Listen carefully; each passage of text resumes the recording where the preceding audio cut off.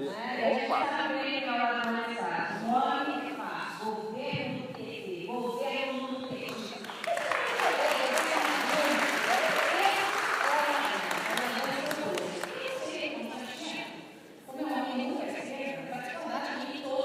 Ele ficou à direita aqui.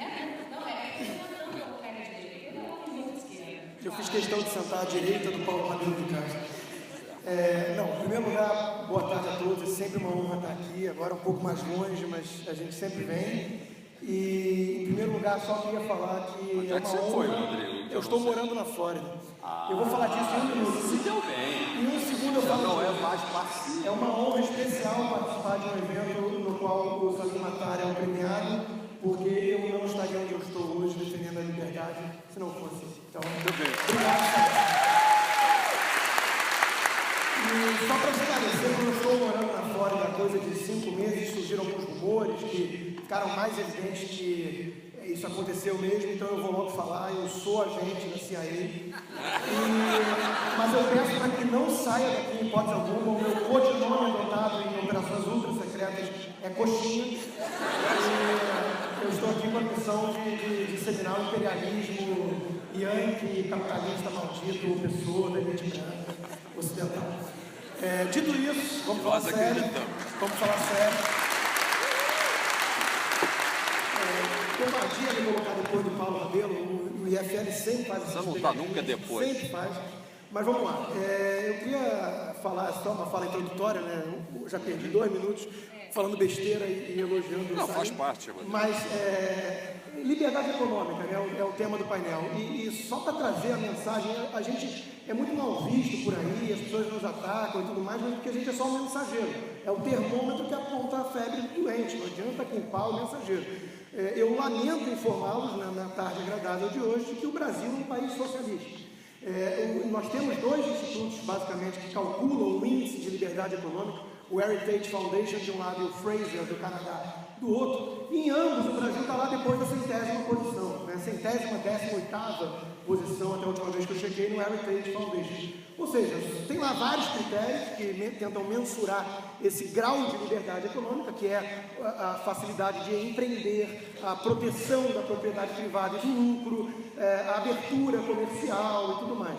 E o Brasil está lá flertando com a posição do botão, né? Até talvez por isso que alguns senadores de esquerda no Brasil já falem em substituir o PIB, que é uma coisa mais objetiva, pelo FIB, que é a felicidade interna bruta. Daí fica uma coisa mais ambígua, você dá cerveja para o sujeito na favela, na hora da pesquisa, e pergunta, está feliz? Ele estou, e o Brasil está indo de vento em pouco. Então, na verdade, nós somos um país que não temos liberdade econômica. E não é à toa, não é por acaso, que esse índice de liberdade econômica tem total correlação com índices, por exemplo, como o IDH, de desenvolvimento humano, índice de corrupção.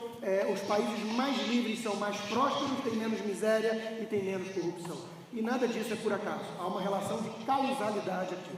E não tem tempo, obviamente, para aprofundar nisso, mas eu vou falar de alguns tópicos importantes para a gente chegar na situação brasileira e fechar com a constatação já feita de que somos socialistas. Em primeiro lugar, por que a liberdade econômica é a grande locomotiva do progresso? Porque, como já falamos aí no painel do Pondé e do Lascaux, né?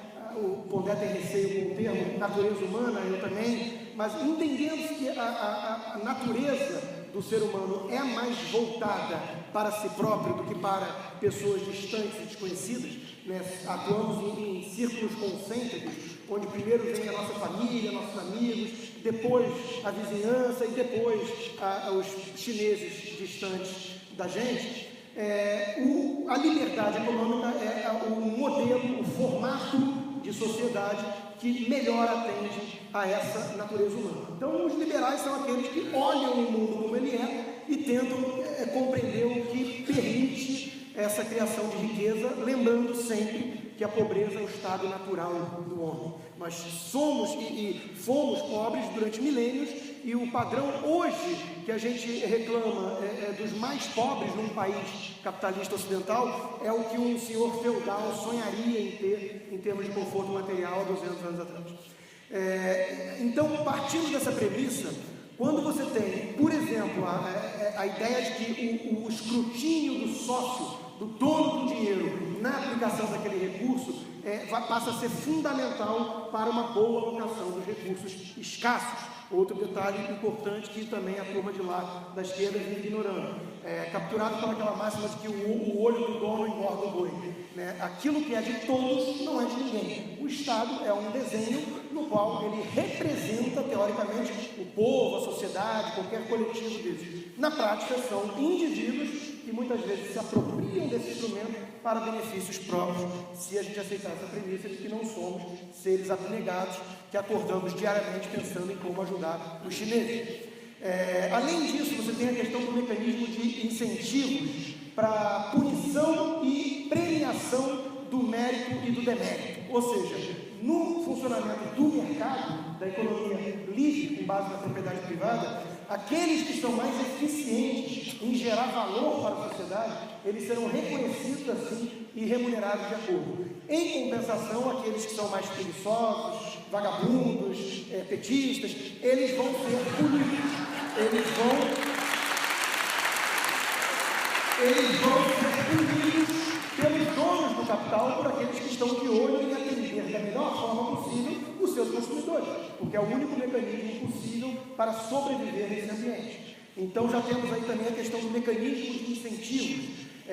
Outra coisa, a maior inverdade talvez da esquerda. Político é aquele que pensa no longuíssimo prazo e no interesse da nação. Empresário é aquele ganancioso que só pensa em lucrar no curto prazo. Quem teve aula de finanças básica, 101, entende que o valor presente de um ativo é o fluxo de caixa que ele gera ao longo da vida, trazido a uma taxa de desconto a valor presente. E normalmente, quando a gente faz essas análises, o grosso do valor de uma empresa fica na perpetuidade. A gente joga lá um fluxo de 5 anos que a gente consegue enxergar alguma coisa. No Brasil, a gente não enxerga nem 6 meses por conta do governo, mas em condições normais você projeta 5 anos de fluxo, depois você joga lá uma taxa que a empresa vai sobreviver ad eterno. O grosso do valor das empresas está nessa perpetuidade. Ou seja, o proprietário, os acionistas de uma empresa, eles têm total interesse no uso racional dos recursos escassos, visando no longo prazo, inclusive, porque normalmente eles querem deixar um legado, deixar herança para seus familiares e por aí vai. Enquanto que o político, mesmo que seja um grande político, que raramente aparece, um caso ou outro, de um estadista, que pensa nas próximas gerações e não nas próximas eleições, um bom senador, um bom deputado, ele terá que ser reeleito para continuar fazendo aquilo que ele está fazendo. Ou seja, o instrumento de incentivo o leva a focar no curto prazo, a ser míope, a ser eleitoreiro. É como funciona o sistema. Então, eu estou dando só alguns exemplos para entender por que o mecanismo de liberdade econômica é tão fundamental no processo de criação de riqueza. O papel fundamental aqui, obviamente, é o do empreendedor. É ele que alerta as oportunidades de arbitragem, de criação de novas coisas que serão demandadas, e às vezes as pessoas nem têm consciência disso. Ele é que estará liderando esse processo dinâmico, e aí tem um conceito fundamental que também não acontece na burocracia estatal, aquilo que Schumpeter chamou de destruição criadora. Você tem necessariamente um processo dinâmico que traz inovações que tornam obsoletas formas ou produtos antigos, e esse é o processo do mercado. Incomoda algumas pessoas, mas é o mais eficiente, sem dúvida nenhuma, a longo prazo. O Uber incomoda justamente por isso. Ele atende melhor a demanda de transporte, e isso incomoda todos aqueles que prezam pela reserva de mercado, pelo Estado, impedindo a livre concorrência. Bom, por que o Brasil é um país socialista? Por que o Brasil é um país socialista em termos numéricos? Só para alguns exemplos, entre tantos que a gente poderia dar, nós temos uma carga tributária de quase 40% do PIB, uma inflação de 10%, FGTS, que é confisco do salário, 8% do governo toma do trabalhador e não remunera nem a inflação. Nós temos um sistema previdenciário que o Paulo Rabelo de Castro vive citando, talvez seja o maior escândalo de estatização nesse país, que é uma pirâmide de bolsa, onde os novos entrantes pagam os privilégios, muitas vezes, dos saintes, que não tem nenhuma correlação com aquilo que foi poupado ao longo de sua vida de trabalho, e por aí vai. Ou seja, nós temos um imposto sindical, uma indecência, uma coisa imoral. Nós temos muitas de barreiras criadas pelo governo que tornam nossa liberdade de empreender e de gerar prosperidade. Somos um país socialista. A pergunta é: até quando?